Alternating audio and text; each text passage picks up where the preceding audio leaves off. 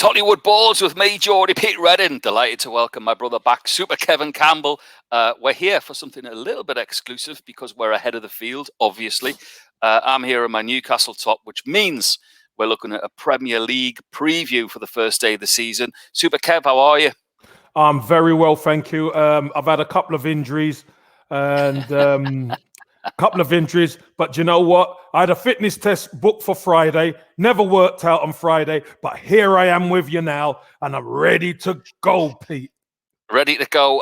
But probably your fitness test was due to the fact you couldn't make the Euros, which I want to touch on before we get into the Premier League, because it's important. We're right into the heart of it now. What's your take on the Euros so far?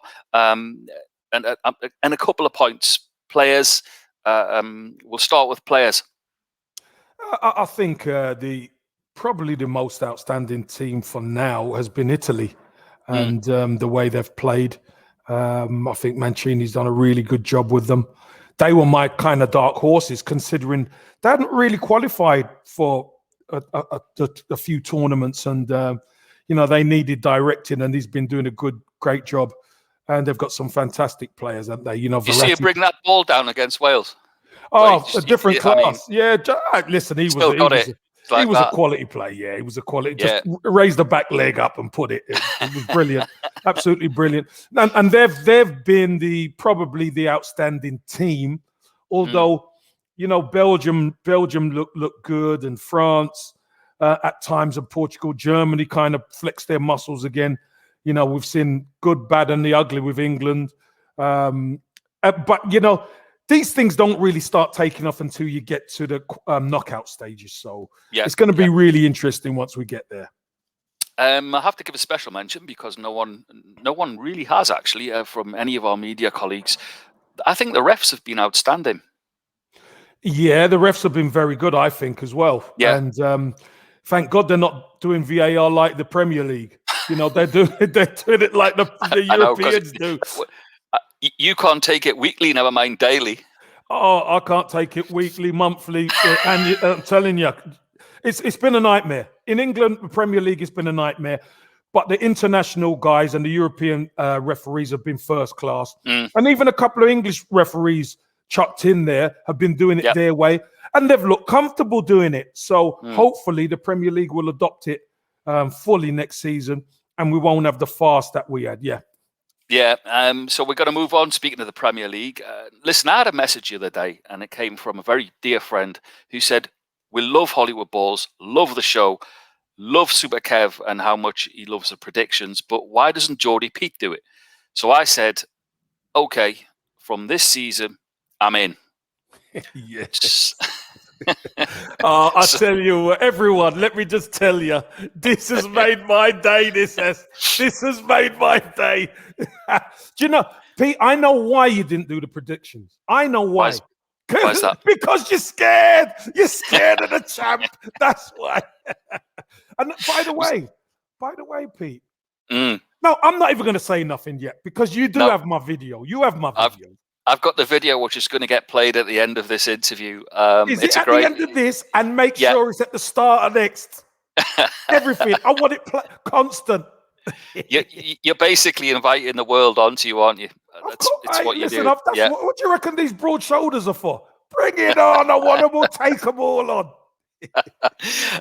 So we are going to preview the first weekend, and we're going to go head to head, just you and I. And we're going to put this out. And then what we'll do is we'll put it into the saving mechanism of Hollywood Balls, and we'll dig it out literally the weekend after the first Premier League games of the season, which I'm so excited. We're going to start with Friday, the 13th of August. Unlucky for Arsenal for me, away at Brentford. Well, how am I surprised you would say that, Geordie Pete? How am I surprised? You would always say that, but I can't go for Brentford in this one. Welcome to the Premier League, Brentford. You've done fantastic getting into the Premier League, but I think Arsenal got to take the spoils in this one, mate. Definitely. Yeah, what are you going for? I'm going for 3-1 Arsenal. 3-1. Okay, I'm going for first day. When those teams first come up, they always have a day out, don't they? No, they're going to have that at Newcastle, Pete. Yeah. Come on. They're going to have that. They're not there till December. That's all right. Then let that be the first. I'm going 1-1, Brentford Arsenal. Moving on to Saturday. By the way, what a fixture list on Saturday. Really tasty opening. Incredible. Man United Leeds. Amazing Man United Leeds.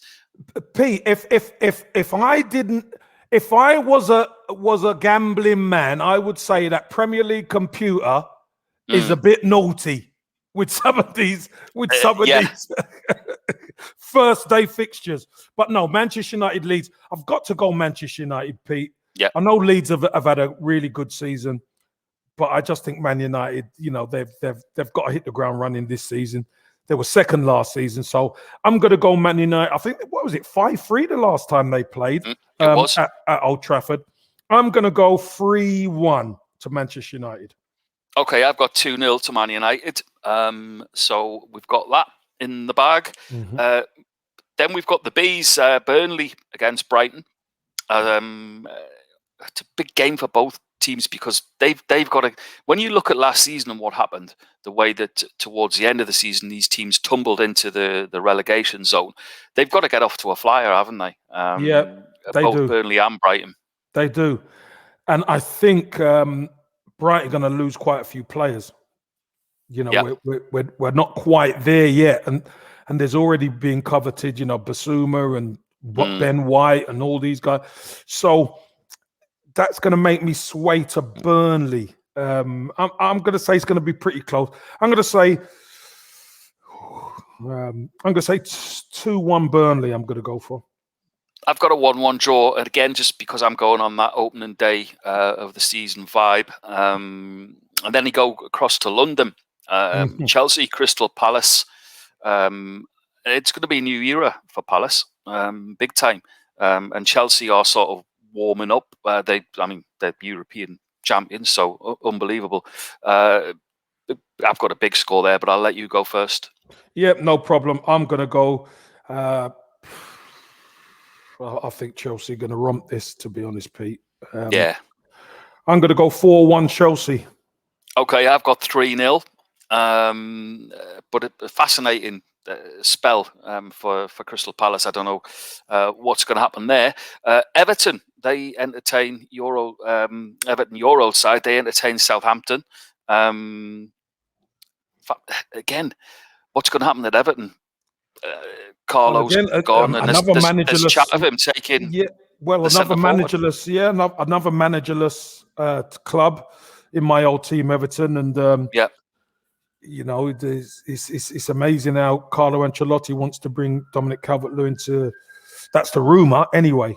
And hey, listen, if it happens, 50 million for someone who came to your club as a winger, not bad. Not bad. So maybe that's something that Everton will pull the trigger on. But I'm still going to go for 1-0 Everton. The crowd's going to be back in, and the 12th man's going to make a difference. So I'm going to go 1-0 Everton. I've got 2-0 to Everton, but I wanted to ask you about that. I mean, the money in football is, it's not the player's fault, but I mean, 50 million. It's an incredible fee, isn't it? Well, he's done pretty well over the last couple of seasons, and you know as well as I do, Pete. When you could put the ball in the back of the net, when you could put it away, your price goes your price goes through the roof because teams cover people who could put the ball in the net. It's the most difficult thing in the game, Pete. And if you get someone who could do it on a regular basis, then your value is going to be up there. And I remember as well, just sort of Hollywood Ball's start of last season. We were a few weeks in, and it sticks out to me that you always said it. Goal scorer. Doesn't matter what team, whether you're up at the top, down at the bottom, in the middle. Goal scorer, absolutely valuable, because at the end of the day, that's what wins the games, isn't it?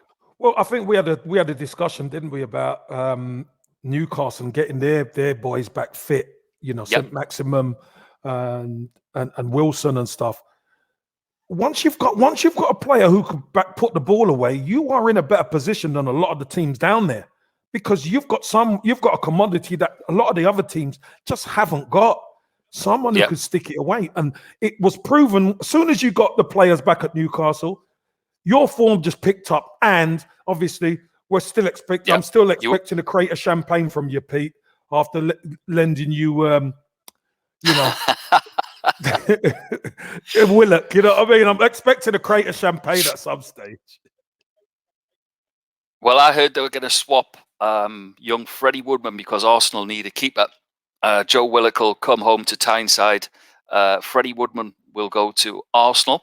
And a little bit Is that with St. Maximum Wonga in his bag? Fair enough. No, he's not going anywhere near. Freddie who? Freddie Woodman. Freddy Krueger, more like. Get out of it. Listen, moving on to the Midlands, we've got Leicester. Leicester and Wolves. You've got to say, Wolves really had a disappointing season, and a season of change for them as well. We don't know what's going to happen there. So Leicester Wolves, what you got for us?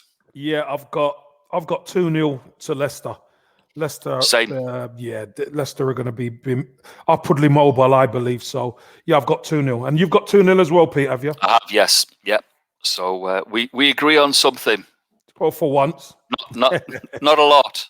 Not a lot. Which my WhatsApps will, if I ever publish them, they would demonstrate. Moving on, Watford back where they belong.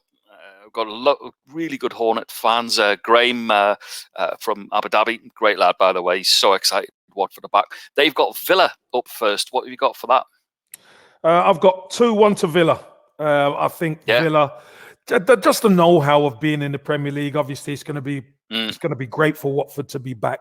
But I just think Villa they've got quite a bit of quality there, and Ollie Watkins, I think, he's going to be a superstar in this league. Knows where the goal is. So you can probably see my pattern. I'm going first day season syndrome. So I've got Watford down for a 1-1. Yeah, of course you have.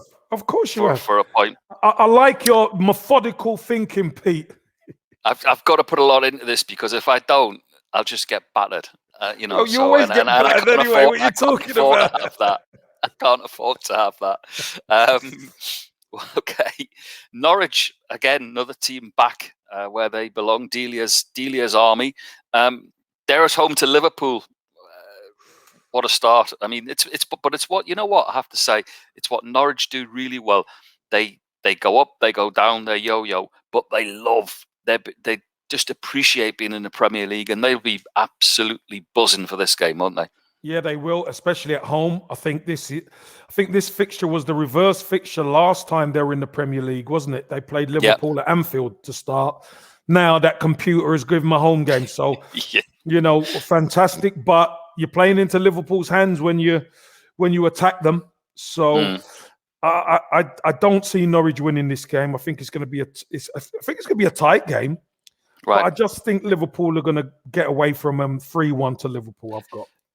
And I've got the same score as well. Oh, no. There you go. Can't believe it. Sharing the points. Oh, no. Moving on to Super Sunday. Newcastle, again, speaking of that computer, Newcastle have got West Ham opening day. Interesting to see what goes on there at both clubs. West Ham will... I'm sure Moisey's done such an incredible job and he's had his contract extension. But I'm sure he'll be knocking on the door of the owners and asking for a few players to make them stronger again, I would have thought. Yeah, I'm sure he will be doing that. Whether he'll get them or not, I'm not too sure.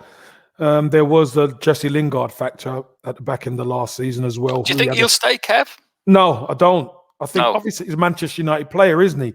And now people have seen what he can do. I'm sure if he ever came on the market, there'll be a lot more teams in the mix. But obviously, he's worked with David Moyes. He's proven that he could do the business. I just don't know if West Ham could afford him, to be honest with you, Pete, because he's not going to be cheap. Do you know what I mean? He's not going to be cheap. So I'm not so sure that if he's going to be there come the start of the season. So. Is there a shout before you get into your score? Is there a shout that maybe Jesse could end up at Everton if they do that deal with your man going to Real Madrid? Well, it all depends who the manager's going to be, Pete. And this is the thing. We're talking in a league now where there's 3 clubs without a manager. It's crazy. It's crazy. And the Euros we're well into the Euros and all that. You need a manager in to be able to start to set the game plan and set, who he wants. And do you know, they're not small clubs, Pete. They're big clubs. Major clubs. And you're 21st of June today, and the season starts on the 13th of August. Madness. It's crazy. Honestly, it's crazy. And I'm sure there's going to be some movement in the next week or so. But I just think it's absolute ludicrous that clubs of this stature can be without a manager, at this stage. I'm not having it. Just for the fans, Kev, as a player, what was it? Pre-season, you guys, forget the Euros, we know that. But if a normal pre-season, you guys will be back, end of June, July, in for a bit of training? Yeah, it will probably be usually about 6 weeks before the season starts. And there we are. Usually about 6 weeks. So, if it's starting mid-August, then you're in early July, late June. Do you know what I mean? It's one of them. And it's, the brutal work starts and 3 days and all that kind of thing. Yeah, it's hard. It's hard going. I bet you were all right at that 3-day business. Well, do you know what? I always loved the training. I love to work like that. I love the training. But do you know what, Pete? No matter whether you like it or not, pre-season's always tough. Always. Yeah, sure. The conditioning is hard work. Yeah, I'm sure. Back to the Toon then. Toon West Ham, what you got for us? Pete, now, that's why I've got my black and white on. Right, oh, good man. You know me. I always connect with the Geordie fans, and whether it's whether we battle each other or we have a laugh, I got a lot of respect for Newcastle. I'm going for Newcastle to win this one 2-1. I really am. West Ham's record at Newcastle is not great, so I'm going for the Toon. What are you going for, Pete? I've got 2-0 to the Toon. I think there'll be an addition in there, centre half, a significant one. Might come down from Glasgow from the green and white, and if it does, it'll be a great addition. And I think that if Callum Wilson and all the boys are there, there's a side there. There's definitely a side there, and we had this discussion this week. And I get pilloried on Twitter for what I say about Rafa, but what I will give Steve Bruce, what I will give him, is that he's got the tools, he's got the players, and he does, where he can, he does try and have a go. But that's as much as I'll give him. Well, you're giving him a win to start the season. So, hey, Bruce in, a new contract, Brucey boy, go on. Yeah, not the 6-year one that you keep texting me about. All right, 5.5 years then. And to make it a real Super Sunday, obviously, it's Spurs and Man City. Fantastic game for them. Well, for Man City, I would imagine, because Spurs, another club as we speak now, in total disarray. I mean, managerless. It seems they can't get a manager over the line. They can't agree with anybody. They're going to be kingless as well. Well, yeah. It's a mess, Pete. It's a mess. And for all the rivalry and bits and pieces, you'd expect. Listen, Tottenham are a big club, and you expect managers to be falling over themselves to get in there. So something has to be wrong, Pete. Something has to be wrong at that club, and I just think they're going to get off to a bad start. I think Manchester City's going to win that one 2-1. And I've got the same. Oh, no, Pete. Have you had a look at my scores here? I'm going to be sharing the spot. Yeah, I'm just literally looking over the... And I did these scores yesterday, so I think that there's always a goal in Spurs, but depending if he's there, and again, just speaking about Spurs towards the end of last season, Son, who I love watching, he just drifted off, faded away, and you wonder if that's managerial change. Jose did bring the best out of him, and I know he's not everybody's cup of tea, but Son just literally disappeared, didn't he? Yeah, and listen, sometimes it happens like that. I mean, Son has been incredible for Spurs. And at times, don't forget, Harry Kane's had his injuries, and Son's been the one really who was carrying the team. Obviously, very dangerous, quick, both feet could finish. And tailing off towards the end. They said maybe he just got a little bit fatigued because there was a lot of burden on his shoulders. So I'm sure he'll be fine this season. But without Kane there, obviously whoever's going to be taking over needs to try and get the best out of him. Speaking of bookmarking things, we're going to have to do this because we can play it back at the end of the season. I'm going to ask you for your top 4 predictions, as in champions and that order. Champions. It's a tough one, isn't it? Because when you look at the way the season petered out last season, and it was a different season. I still think Manchester City. Okay. I still think Manchester City are going to they're the most consistent. I think Chelsea are going to go close. Chelsea are going to go very close. Man United, I think are going to be there or thereabouts as well, probably third. Can Leicester do it? Can Leicester get up there? No, they're not. Don't even mention Leicester to me. Leicester have had great opportunities the last 2 years, and they've fluffed their line. So it's not going to happen again. And another one of the usual suspects is Liverpool, isn't it? Liverpool being there or thereabouts.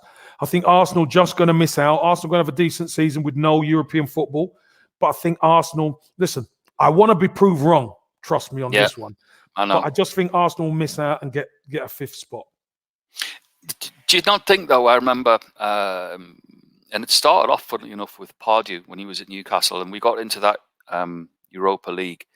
And boy, because there was literally about 600 games a week, it did affect them. So do you think that Arsenal not having European competition might benefit them in the fact that they could really push it up a bit more? Yeah, I think you could conserve your energy. There's no traveling because a lot of the times, the last season or so, there was Europa League and you're getting on a plane on a Thursday and you're going and playing away and you're coming back and then the game, you're playing catch up a lot of the time because the teams are played on the Saturday and then you're playing on the Sunday or Monday or whatever. So it's hard. It is hard. But with no midweek games, there's an opportunity to really, you can train for the opposition. You can do your video work and then train for the opposition, how to expose them, put your work in on the training ground and rest up in your own bed, Pete. Nothing better. Yeah, exactly. Got to ask you, though, because it's